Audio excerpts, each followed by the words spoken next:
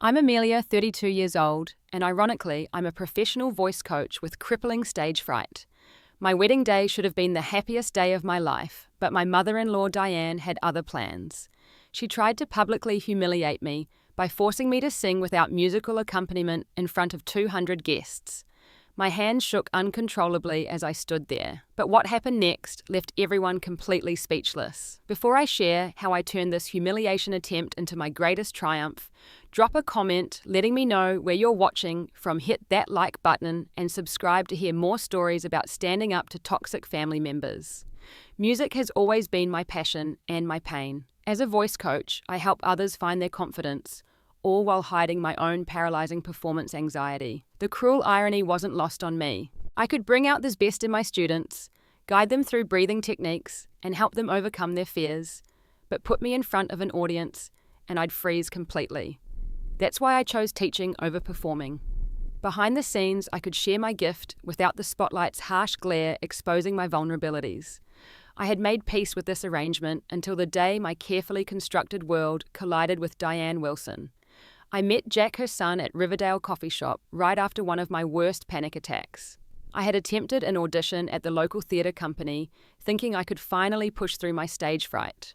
5 minutes before my turn, my throat closed up, my palms soaked with sweat, and I fled the building gasping for air. The coffee shop was my refuge. As I sat there trying to steady my breathing, a tall man with kind eyes asked if he could share my table. All others were taken, and the place was packed with the morning rush. "Rough day?" Jack asked, noticing my red eyes and trembling hands.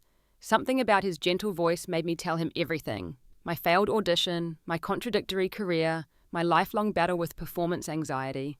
"So you're like the swimming instructor who's afraid of water," he said with a smile that reached his eyes. That made me laugh through my tears. We talked for hours long after my breathing returned to normal.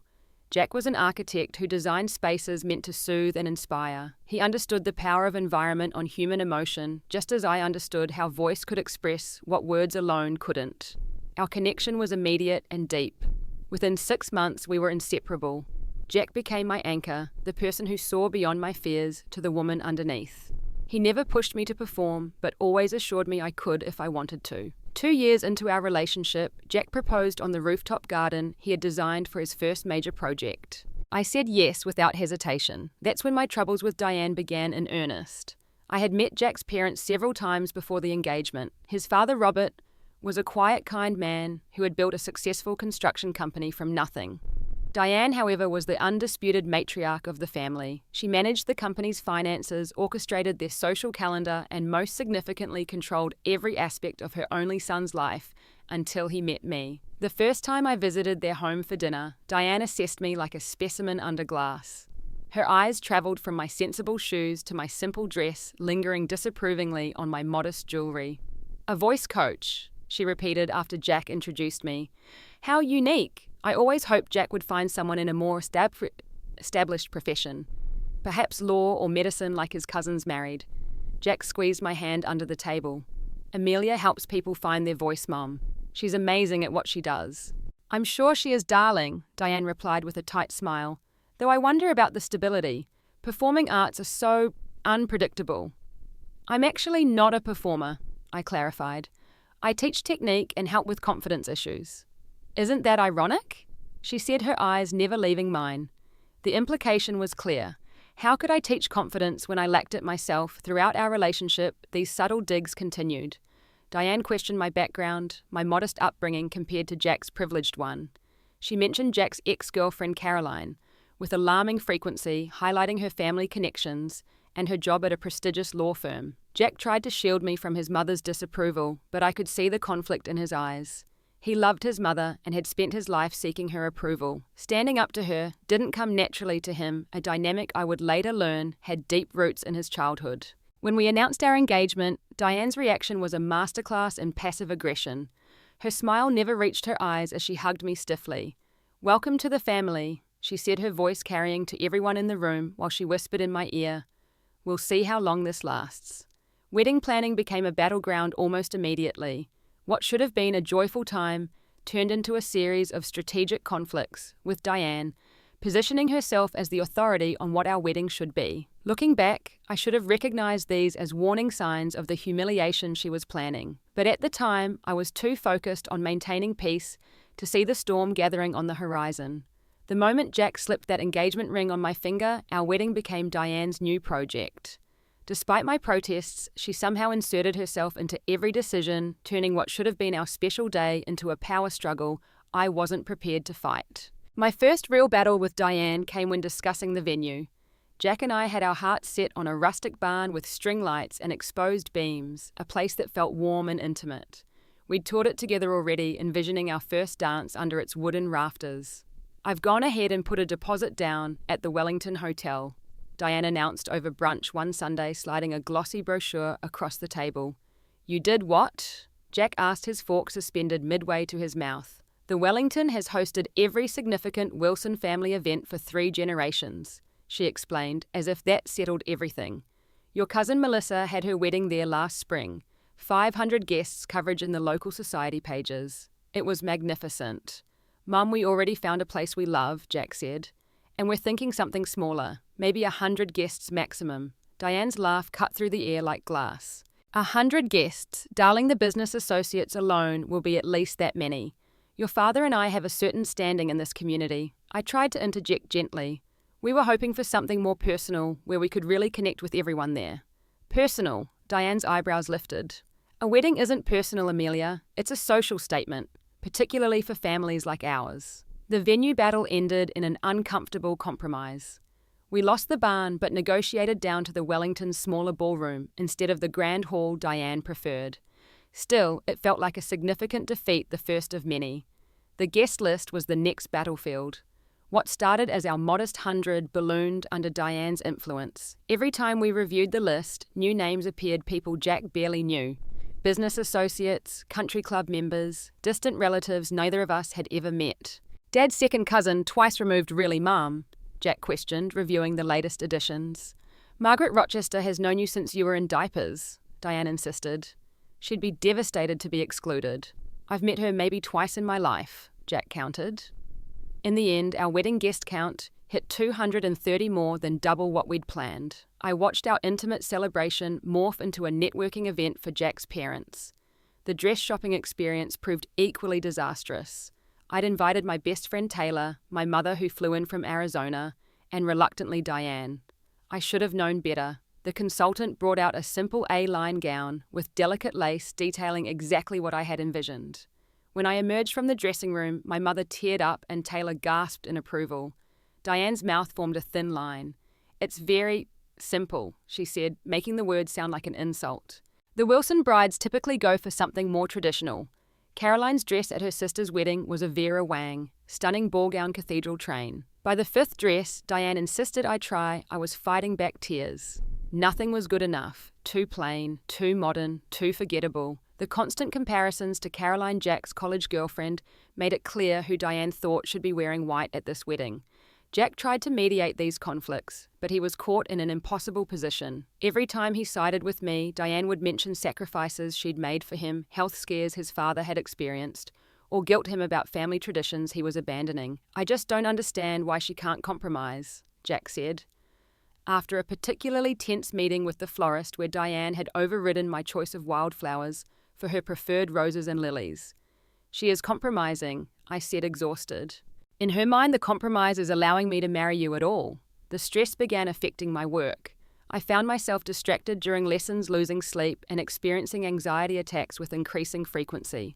My students noticed my depleted energy. One day, after fumbling through a lesson with a teenage girl preparing for a school musical, I broke down after she left. Taylor found me in this state when she came by with lunch. "This has to stop, Amelia," she said firmly. "You're letting Diane steal not just your wedding, but your health."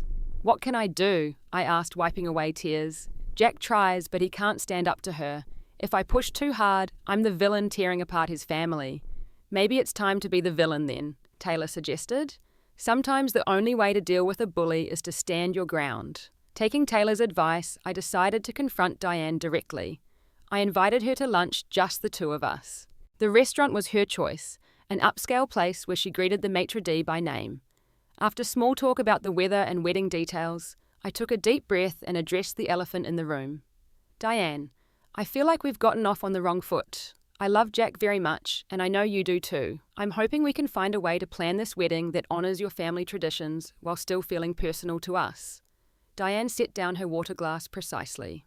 Amelia, let me be direct. The Wilsons have certain standards. Jack has been raised with expectations about the kind of life he would lead, the kind of family he would build.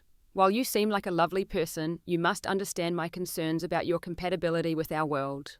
Because I'm not from money, because I teach instead of practicing law.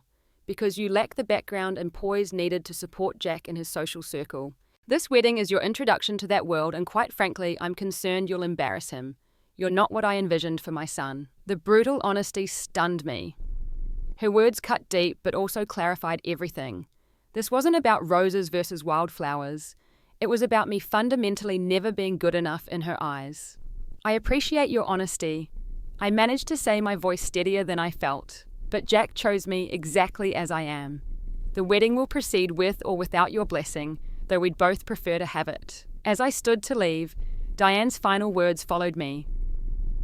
You'll never be good enough for my son or our family. Eventually, he'll realize that too. Those words echoed in my head for weeks afterward.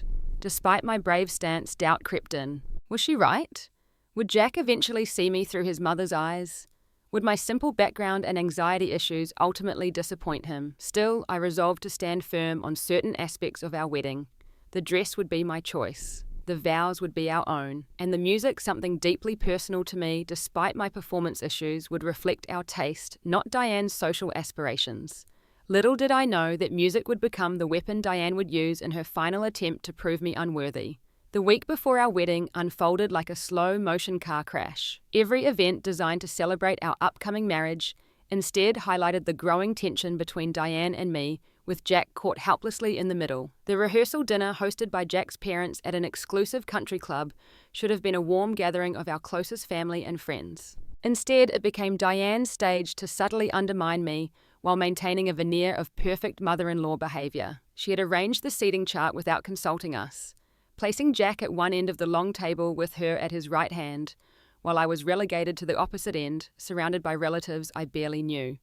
When I quietly mentioned the odd arrangement to Jack, he approached his mother. Mum, shouldn't Amelia be seated next to me? She doesn't really know Uncle Thomas and Aunt Patricia.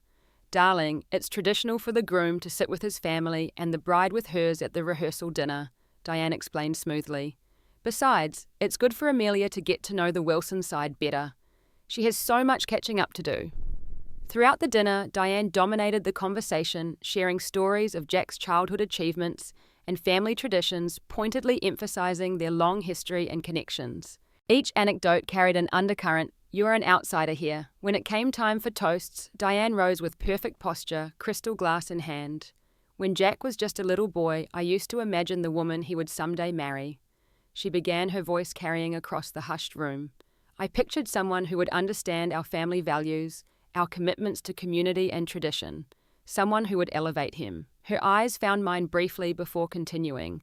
Marriage is about compatibility, about moving forward together in the same direction. While Amelia wasn't who I initially pictured for my son, I've come to accept that the heart wants what it wants. To the bride and groom, may you find your way together. The toast was expertly crafted, containing nothing that could be openly criticized, while sending a clear message to everyone listening.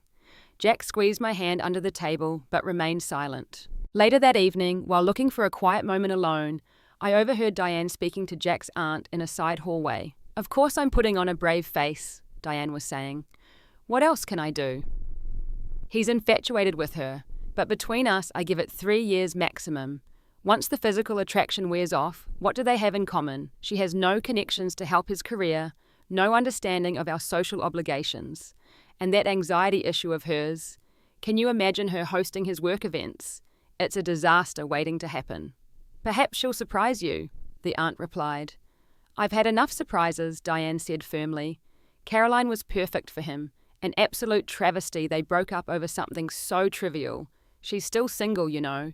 When this marriage inevitably fails, I'll make sure Jack reconnects with her.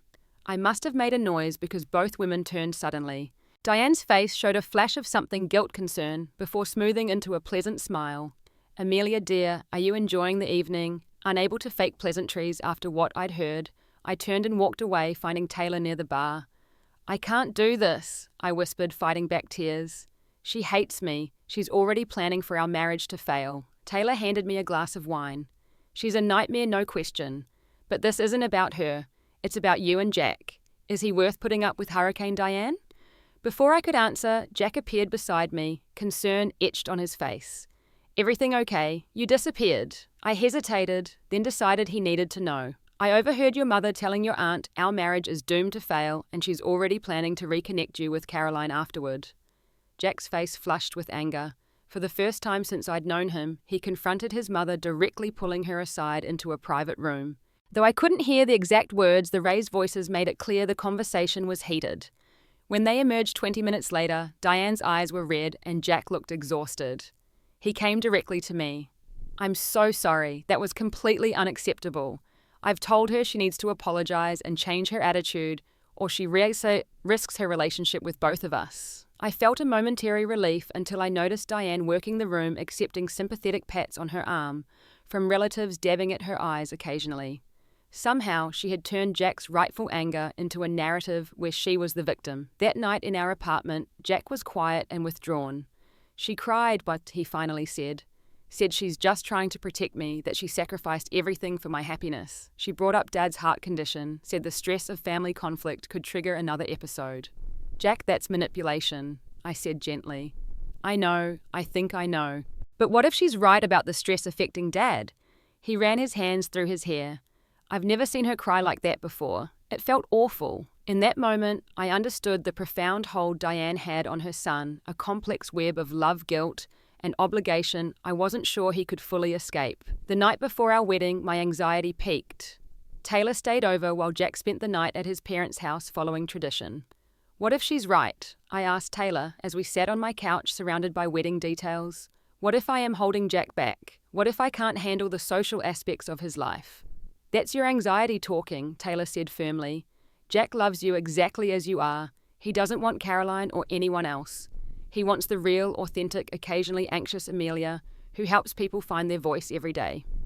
I nodded, trying to believe her. "I just want tomorrow to be perfect. No drama, no Diane sabotage, just Jack and me starting our life together."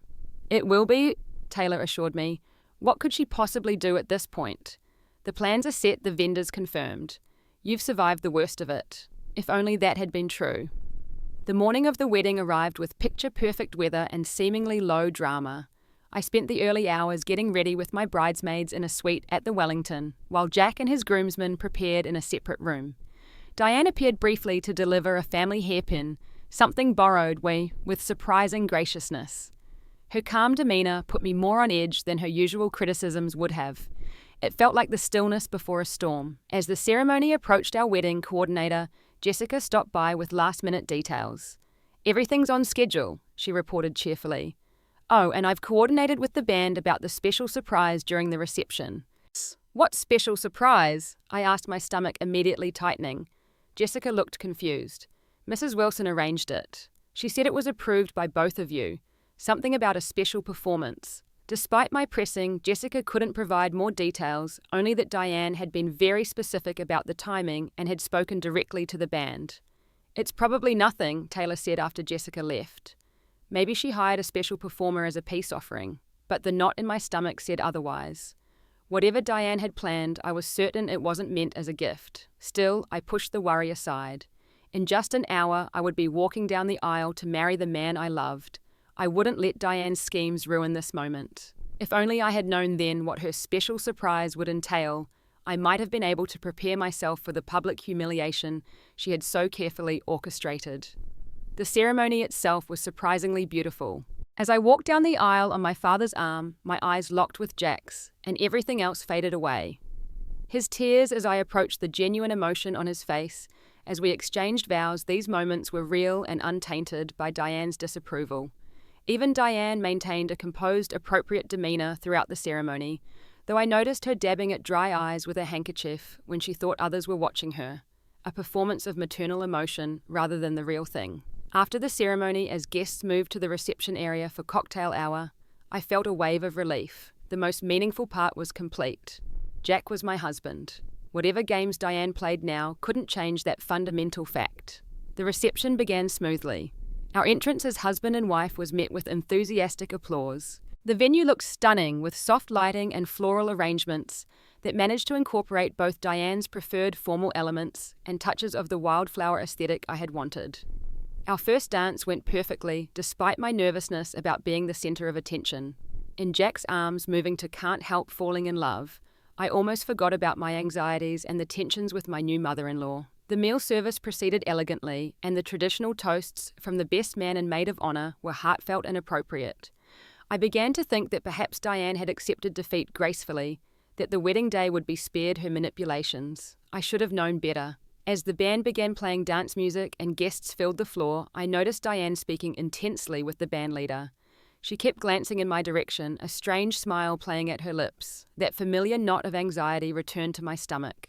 After several songs, the bandleader stepped to the microphone. "Ladies and gentlemen, Mrs. Wilson has arranged a special moment for the newlyweds." He gestured toward Diane, who stepped forward with practiced poise. Taking the microphone, she turned to address the crowd, her voice carrying clearly through the ballroom. "As many of you know, my new daughter-in-law is a vocal coach by profession. What you may not know is that she has an absolutely stunning voice herself, though she's been too modest to share it." My blood ran cold as her plan became clear. Jack squeezed my hand, looking confused but not yet alarmed. "As a special gift to my son on his wedding day," Diane continued, "I've arranged for Amelia to share her gift with us all. Amelia has kindly agreed to perform a song." The room erupted in encouraging applause while I sat frozen in horror. I had agreed to no such thing. Jack leaned over, whispering, "Did you plan this with my mum?" I shook my head, unable to form words as panic began to rise. Diane's eyes met mine across the room, challenging me, knowing exactly what she was doing. "The band will take a short break," Diane announced, as Amelia has chosen to perform a cappella to truly showcase her remarkable talent. The final piece of her trap snapped into place. Not only was she forcing me to perform without warning, but she had ensured there would be no musical accompaniment to support me or mask any mistakes. It was a setup designed for maximum humiliation.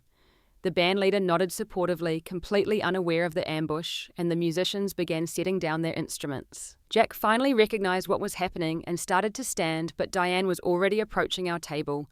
Microphone extended toward me, 200 pairs of eyes following her movement. "Amelia, we're all so excited to hear you sing," she said, her voice honey-sweet, but her eyes cold and triumphant. I felt Jack's hand on my back. "Mom, Amelia didn't agree to this," he began, but Diane spoke over him, addressing the crowd again. "She's a bit shy, everyone. Let's encourage her." The guests, innocent of the manipulation taking place, began to clap rhythmically, calling my name. Trapped by social convention and the expectation of hundreds of onlookers, I found myself standing on shaky legs. The walk to the small stage area felt endless. My hands trembled visibly as Diane handed me the microphone, leaning in to whisper, "Don't embarrass my son in front of our friends." Standing before the crowd, I felt every symptom of my performance anxiety magnified 100-fold. My mouth went desert dry. My heart pounded so hard, I was certain the microphone would pick it up. The faces before me blurred as tears threatened to form. I saw Diane return to her seat, satisfaction evident in her posture. She expected me to fail spectacularly to prove once and for all that I wasn't good enough for her son or their social circle. In this moment of vulnerability, with no preparation and no musical support, she believed she would finally expose me as the fraud she thought I was. Time seemed to stretch as I stood there paralyzed. Whispers began to circulate. Uncomfortable glances were exchanged. Jack half rose from his chair, concern etched on his face, but seemed unsure whether coming to my rescue would make the situation better or worse. In this eternal moment of terror, memories of past failures flashed through my mind. The middle school talent show, where I forgot the lyrics halfway through. The high school musical audition, where my voice cracked on the high note. The college recital, where I froze, completely unable to produce a single note. Each memory reinforced my greatest fear that when it truly mattered, my voice would abandon me. As the silence stretched uncomfortably long, I caught sight of Taylor in the crowd. Unlike the pitying or confused expressions around her, her face showed absolute confidence. She gave me a slight nod as if to say, "You've got this." Looking past her, I saw the smug expression on Diane's face. She was already victorious in her mind, watching me crumble under pressure exactly as she had planned. In that moment, something shifted inside me. I took a deep breath, closed my eyes, and made a decision. I would not give Diane the satisfaction of seeing me fail. This woman who had tried at every turn to undermine me, to prove me unworthy of her son, would not win. Not today. Not at my own wedding. When I opened my eyes again, I looked directly at Jack. His face showed a mixture of concern and something else, pride, hope.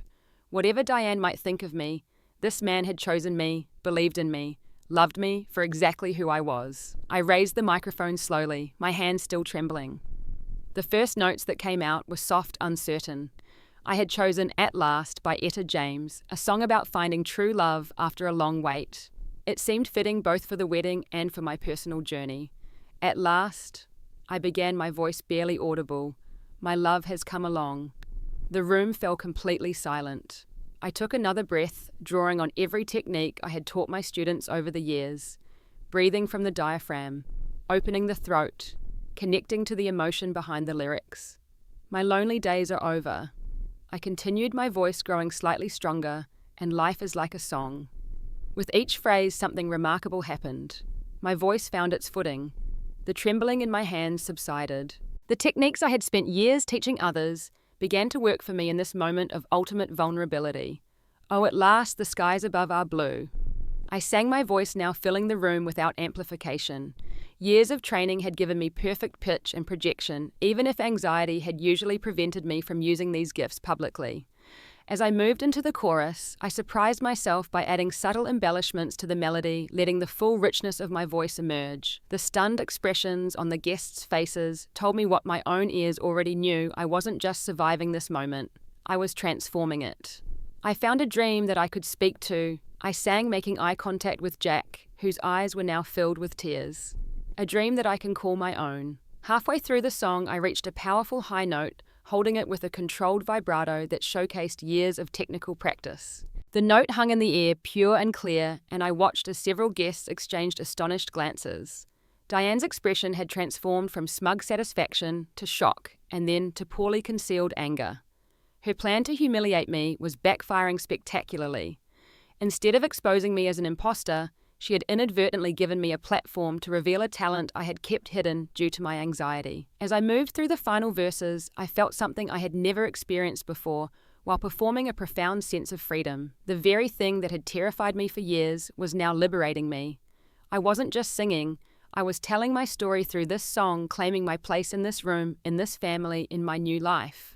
For you are mine, I concluded, holding the final note with perfect control before letting it fade gently into silence. At last. The room remained completely still for 3 heartbeats. Then someone began to clap, followed quickly by another, until the entire reception erupted in thunderous applause. People rose to their feet, a standing ovation I had never imagined receiving.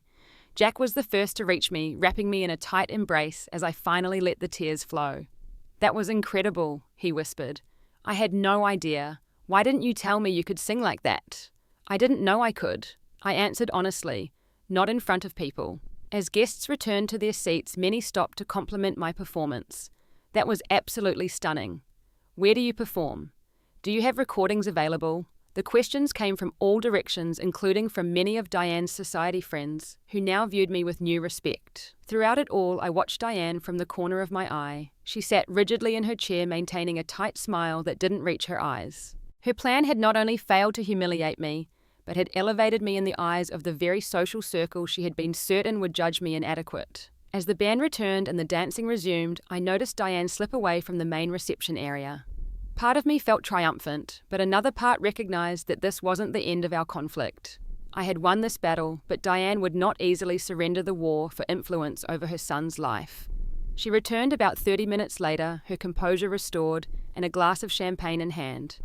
She approached me as I chatted with some of Jack's cousins, who were now eager to know more about my musical background. What a lovely surprise, Diane said, her voice carefully modulated for the listeners around us. I had no idea you were hiding such talent, Amelia. You should really perform more often. The cousins excused themselves, sensing tension despite Diane's pleasant tone. It was certainly a surprise, I replied evenly. Especially to me, since I never agreed to perform. Diane took a deliberate sip of champagne. I merely wanted to showcase your abilities. You're always so modest about your talent. I thought Jack would appreciate seeing this side of you. We both know what you were trying to do, Diane. Her smile remained fixed, but her eyes hardened. I was trying to welcome you to the family in a meaningful way. If you choose to see ulterior motives, that's your issue, not mine. Before I could respond, Jack appeared at my side, his arm sliding protectively around my waist. The gesture was not lost on Diane, whose smile faltered slightly. "Mum?" Jack said, his voice carrying an unusual firmness that was completely inappropriate. "You put Amelia in an impossible position on our wedding day." "I was trying to help," Diane insisted. "Amelia has this gift she's been hiding. I simply created an opportunity for her to shine." "Without her consent, without musical accompaniment, without any warning," Jack countered. "That wasn't help, it was sabotage." For a moment, Diane's mask slipped, revealing a flash of the calculation beneath. But she quickly recovered, her eyes filling with tears that appeared on command. "I can't believe you think that of me, after everything I've done to make this wedding perfect." I watched as Jack's resolve wavered slightly in the face of his mother's tears, a reaction so deeply ingrained it seemed almost reflexive. But then he straightened his shoulders, a new determination in his expression. "We'll discuss this later," he said firmly. "Right now, Amelia and I are going to enjoy our wedding reception. I suggest you do the same." Taking my hand, he led me to the dance floor, leaving Diane standing alone with her champagne and thwarted plans. As we moved to the music, I felt a new confidence flowing through me. Not just because I had overcome my performance anxiety in such a public way, but because Jack had finally truly stood beside me against his mother's manipulation. What Diane had intended as my greatest humiliation had become instead a moment of unexpected triumph. The question now was whether this victory would lead to lasting change in our family dynamic, or simply drive Diane to more subtle methods of control. The remainder of the reception passed in a blur of dancing conversation and moments of genuine celebration. Though Diane maintained a gracious facade, I noticed she kept her distance, observing from the periphery rather than inserting herself into every interaction, as she had done throughout the wedding planning. Many guests continued to approach me with compliments about my singing, including several of Diane's friends, who had previously been cool toward me.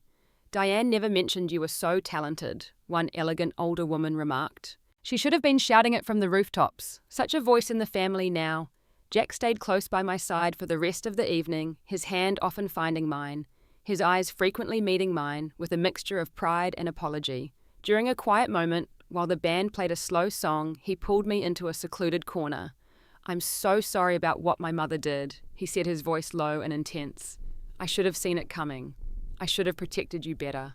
"You couldn't have known," I assured him, though part of me wondered if he had been willfully blind to his mother's capabilities. "But I did know," he admitted. "Not specifically what she would do, but that she might try something. She's always been controlling, manipulative when she doesn't get her way. I just never stood up to her properly. I let her behavior slide because it was easier than confronting her." His honesty surprised me. Throughout our relationship, Jack had defended his mother, making excuses for her difficult personality. This acknowledgement represented a significant shift. "What changed?" I asked. "Seeing you up there," he said, gesturing toward the stage area. "Watching you face your biggest fear because my mother forced you into it, and then seeing you triumph anyway. It made me realize how strong you are, and how weak I've been in comparison." We were interrupted by the announcement that it was time to cut the cake, but Jack's words stayed with me. Perhaps Diane's scheme, backfiring as it had, might ultimately strengthen our marriage rather than damage it. As the reception wound down and guests began to depart, Diane approached us again, this time with Robert at her side. Her earlier composure had been restored, though a certain tension remained around her eyes. "It was a lovely wedding," she said, her voice carefully neutral. "Everyone seemed to enjoy themselves tremendously." "Yes, despite unexpected surprises," Jack replied pointedly. Robert, who had been largely silent throughout the wedding planning and ceremonies, suddenly spoke up.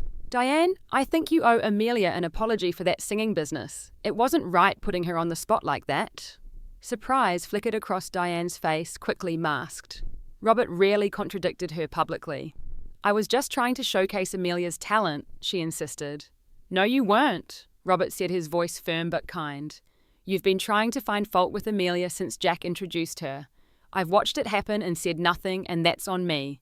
But enough is enough." The directness of his statement appeared to shock Diane as much as it did Jack and me. She opened her mouth to protest, then closed it again, reassessing the situation. Perhaps the execution was clumsy, she finally conceded, not quite an apology, but the closest we were likely to get. "I'm glad it turned out well regardless." "Mum," Jack said quietly, "we need to talk about boundaries moving forward. Not tonight, but soon. A flash of something defiant crossed Diane's features, but she nodded stiffly. Of course, darling. Whatever you feel is necessary. As they walked away, Jack squeezed my hand. That's a first. Dad never calls her out on anything. Maybe things really can change. I said, feeling cautiously optimistic. We departed for our honeymoon the next morning, spending 2 blissful weeks in Bali, far from family dynamics and wedding drama. The distance gave us perspective and time to discuss how we would handle Diane going forward. We need clear boundaries, Jack said, as we walked along a deserted beach at sunset. No more allowing her to manipulate either of us with guilt or tears. No more excusing bad behavior, because that's just how she is. I nodded, feeling a new confidence in our partnership. And we need to present a united front. She's expert at dividing to conquer. I'll talk to her when we get back, Jack promised. Make it clear that her relationship with us depends on her respecting these boundaries. I believed him, but I also understood that decades of established patterns wouldn't change overnight. Diane had controlled the family dynamic for too long to surrender power easily. The wedding incident had merely been her most dramatic attempt to assert dominance, not her last. What I didn't fully appreciate then was how that moment on stage, forced to face my greatest fear, had fundamentally changed me as well. In conquering my performance anxiety in such a public way, I had discovered a strength I never knew I possessed. Diane had inadvertently given me the very thing I needed to stand against her future manipulations: confidence in my own resilience. The woman who returned from that honeymoon was not the same one who had endured months of wedding planning torment. I had found my voice literally and metaphorically, and I was ready to use it. 1 year after our wedding, Jack and I sat across from Diane and Robert at their dining table, celebrating our anniversary with a family dinner. The atmosphere was different from the tense meals we'd shared before our marriage. Not perfect, but noticeably improved. After the wedding and our return from the honeymoon, Jack had followed through on his promise to establish boundaries with his mother. That conversation had not gone smoothly. Diane had cycled through her usual tactics: tears, guilt, health concerns, and finally cold anger. For a brief period, she had even refused to speak to Jack, hoping the silent treatment would bring him back in line. But this time, Jack had remained firm. Our relationship will be healthier with boundaries, Mom. I'm not cutting you out, I'm just asking for respect. For both me and Amelia. It had taken months of consistent boundary enforcement before Diane began to adjust to the new normal. The first breakthrough came when she invited us to dinner without attempting to dictate every aspect of the evening. The second, when she actually asked my opinion about redecorating their living room, a small acknowledgement of my taste and judgment. Now, as we shared a meal in relative harmony, I reflected on how much had changed since that moment on stage at our wedding. What Diane had intended as humiliation had become a catalyst for transformation, not just in our family dynamics, but in my personal journey as well. The day after returning from our honeymoon, I had received an unexpected call from one of the guests at our wedding, the director of a local community arts program. Your performance was extraordinary, she said after introducing herself. We're looking for a vocal coach for our youth program, someone who can really connect with kids dealing with performance anxiety. After seeing what you did at your wedding, overcoming that pressure, I thought you might be perfect. The irony wasn't lost on me. Diane's attempt to sabotage me had led directly to a professional opportunity I might never have considered otherwise. I accepted the position, discovering that sharing my own experience with anxiety made me uniquely effective with nervous young performers. Beyond the professional impact, something fundamental had shifted in me personally. The woman who had frozen at auditions, who had chosen teaching over performing due to paralyzing stage fright, found herself gradually accepting invitations to sing at small community events. Jack supported this evolution wholeheartedly, attending every performance, his pride evident in his expression. You've always been this person, he told me after a particularly successful event. You just needed to discover it for yourself. Therapy had helped too. 6 months after the wedding, I finally sought professional help to understand the roots of my anxiety. Sessions revealed connections to childhood experiences of criticism and perfectionism that had shaped my relationship with performance. What's interesting, my therapist noted, is how your mother-in-law's actions unintentionally broke that pattern. By forcing you into your worst fear without preparation, she inadvertently showed you that failure wasn't the catastrophe you imagined. You survived, even thrived. As we continued our anniversary dinner, Diane surprised me by making direct eye contact, something she had often avoided in the past. Robert and I attended a charity concert last week. she said, her tone carefully casual. The soprano was quite good, but honestly, Amelia, your rendition of Amazing Grace at the community festival last month was superior. I nearly dropped my fork. An actual compliment from Diane, delivered without qualification or backhandedness, was unprecedented. Thank you, I said once I'd recovered from my surprise. That's very kind. It's not kindness, merely observation, Diane replied, but without her former dismissive edge. You have genuine talent. I'm pleased that you're using it more publicly now. Jack squeezed my hand under the table, his expression suggesting he was as shocked as I was by this development. Robert smiled approvingly at his wife, reinforcing her unexpected positivity. The compliment, small as it might seem in the grand scheme of things, represented a significant shift. Diane was beginning in her way to acknowledge my value beyond simply being Jack's wife. The war wasn't over, but a meaningful truce had been established. After dinner, as Jack and Robert discussed a construction project, Diane invited me to help her serve coffee in the living room, a domestic ritual she had previously guarded as her domain. I've been reflecting on your wedding day, she said quietly as we arranged cups on a silver tray. My behaviour was inappropriate. It wasn't quite an apology, but from Diane this acknowledgement was remarkable. Yes, it was, I agreed, deciding not to make it easier for her by offering absolution too quickly. She paused, clearly uncomfortable, but continuing nonetheless. I thought I was protecting Jack from making a mistake, from choosing someone who wouldn't fit into our world. I see now that I was really protecting myself, my own idea of what his life should be. I remained silent, allowing her the space to continue this unprecedented moment of self-reflection. When you sang that day, she continued, her hands busy with the coffee service, I realized I had fundamentally misjudged you, not just your talent, but your resilience. It was humbling. Thank you for acknowledging that, I said simply. Diane nodded once sharply, as if closing a difficult chapter. Well, shall we join the men? 6 months after our anniversary dinner, I launched a small but specialized vocal coaching business, focusing specifically on clients with performance anxiety. My unique perspective as someone who had overcome severe stage fright gave me credibility and insight that other coaches lacked.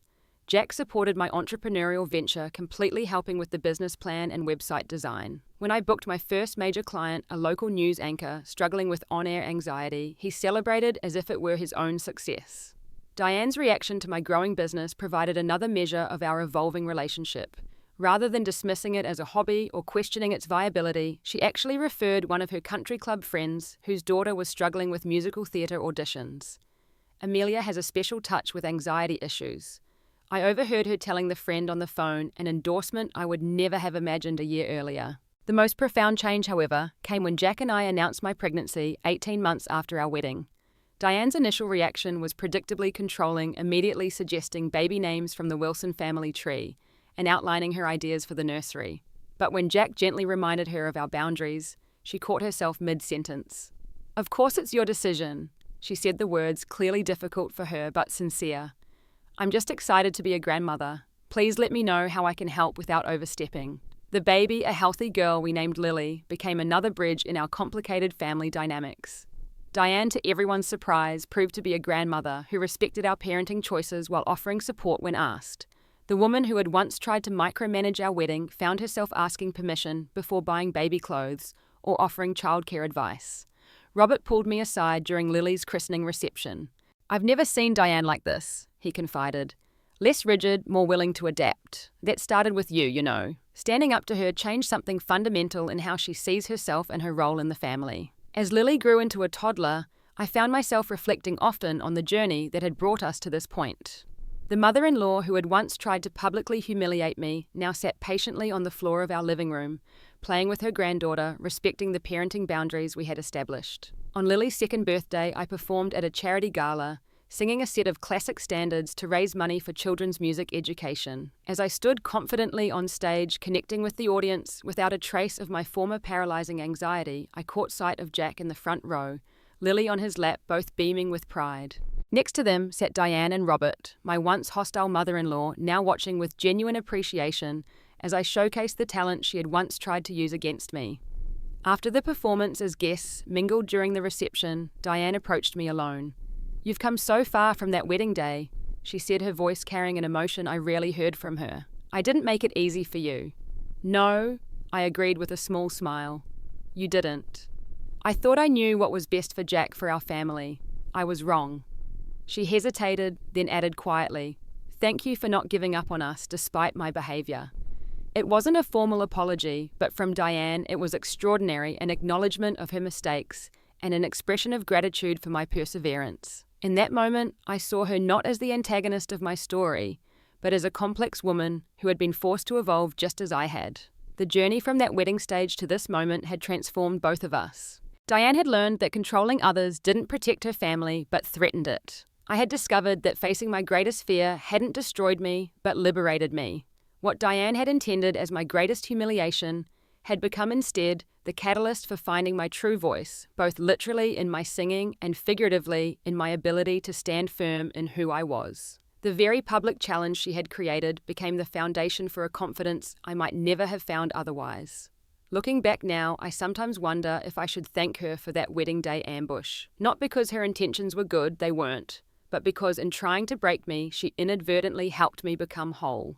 Have you ever had a moment when someone tried to tear you down, only for it to become the foundation of your greatest strength? Share your story in the comments below. If this resonated with you, please like this video and subscribe to hear more stories about overcoming family challenges and finding your voice. Remember, sometimes our most difficult moments become our most powerful transformations. Thank you for listening, and may you find the courage to sing your own song even when others try to silence you.